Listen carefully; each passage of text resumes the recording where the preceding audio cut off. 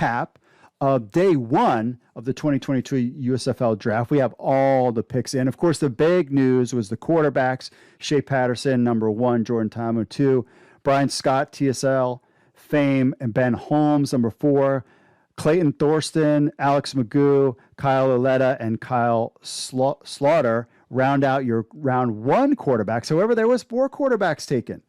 We'll get into that. So rounds 2 through 4 had the edge and defensive ends guys: Chris Odom, Freedom Aquindalmaldo. Yeah, all right, I'll skip that one. Other edge: Kayvon Walker was out there. Nasir Player. Round 4, James Falston is a name out there. Malik Hamner, there's an article on XFL News Hub about him. He was selected. Offensive tackle. Now, I've heard people say this before, that the idea that the XFL, and there's plenty of players to go around, there, when it comes to offensive line play, I don't think that is the case as well, because clearly the NFL has a problem with getting enough offensive linemen. And here are your guys there, and that's for round 5. Round 6, more offensive tackles. Avery Genesee, recognize that name as well. Round 7, they should have like 8 rounds for this. John Yarborough, Juan Bushell Beatty had some stints in the NFL. Then we go to cornerback. That was rounds 8 through 11. Channing Streebling, Jamar Summers in there, some names you might recognize. Round 9, Marcus Lewis, Devontae Davis. Round 10, David Rivers, Brian Mills, maybe with some guys. Round 11, you might notice an extra pick. So that's that compensatory pick. So teams could drop and say, hey, I don't want to pick a cornerback, but I want to use it for something else later. That's why you have, like, there's 9 teams, but sometimes there's 8 teams, but sometimes you'll see 9. So now the final round of the final round of the day 1 of the USFL Draft, they took quarterbacks as well. And the name that everybody jumped out to them was a guy that was just released, or he asked to be released, Paxton Lynch. So you have Shea Patterson and Paxton Lynch on the same team. Who do you think might be the starting quarterback there? Kenji Bahar, played with the Ravens.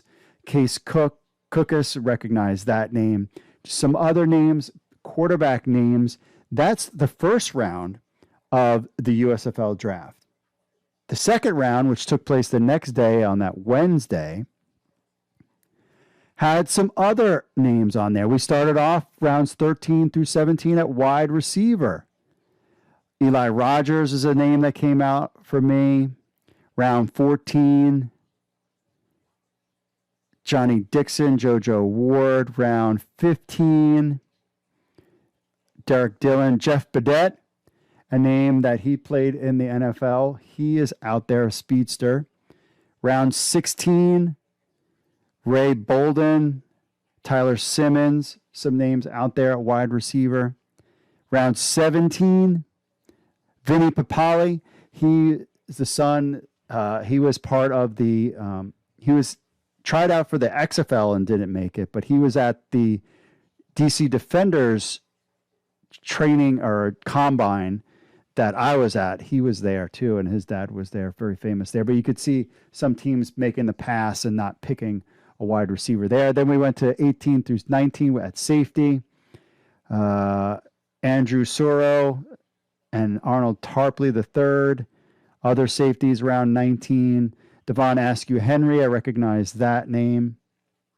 You can see New Orleans Breakers made a pass. Center, Bruno Regan, guy that played for the St. Louis Battlehawks, is got a following there on social media and a radio show. So he took the plunge and is with the USFL. We'll see what he thinks of it. Inside linebackers were next, round 21. Scooby Wright on that list. Chris Orr, Justin Hughes, to name a few. Then we have guard, again, 22 through 23rd. Guard there. Tyler Higbee is a name. 23. You can see some teams passed the why I would always try to get as many offensive linemen as I can. You can see the New Orleans Breakers took 2 picks using compensatory picks to get guard. Always got to build a good offensive line. Then we had defensive tackle, 24 through 26.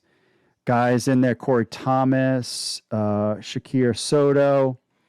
Round 25, Reggie Howard is on there, Boogie Roberts. Round 26, some teams passed, Christopher Okoye, John Atkinson. Then we go to the running back. So we had names, some names in the wide receiver, some names in the quarterbacks. How did we do with running back? BJ Emmons was the first overall pick for running backs. Larry Rose is a name out there. Stevie Scott. That's your first round of the running backs. Round 2, CJ Marbelli out there. Matt Colburn, Trey Williams, but nothing, we're not seeing the 30-year-old quarter running backs, seeing more of the younger guys, which is what the USFL said it was going to do. And the draft round 29, DeMarcus Gates, one of my favorite players from the XFL.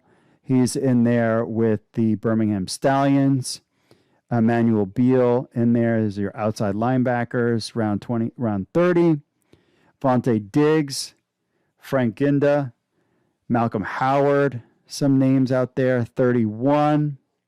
Outside linebackers, Solomon Weiss. You could see teams passed on the outside linebackers. Kickers, Matt Mengel, our guest on the Markcast. He was the number 1 overall taken kicker. A lot of these teams, Brandon Wright had some, and Austin McGinnis. A lot of these guys had time in the XFL and bounced around to some practice squad teams during the NFL season. And then you've got the punters. A lot of teams passed on punters. I guess they're just going to wait. And then tight ends, of course, Brandon Barnes, recognize his name, Bug Howard. Lots of teams took extra players here. Nicholas Truesdale, Daquan Hampton. So a bunch of guys in the XFL tight ends taken. Of course, long snapper. If you know any of these guys, good luck. No offense, long snappers, but some teams passed as well. So that takes care of your first draft in the USFL, the inaugural draft, they called it. Even though I know, I don't get it either. But we'll have more stuff. This isn't over yet. There's going to be a supplemental draft before training camp kicks off in March. I believe it's March 10th, but I could be wrong. And we'll get into some of that. But there are still going to be more drafts upon us and more players added to this league for sure.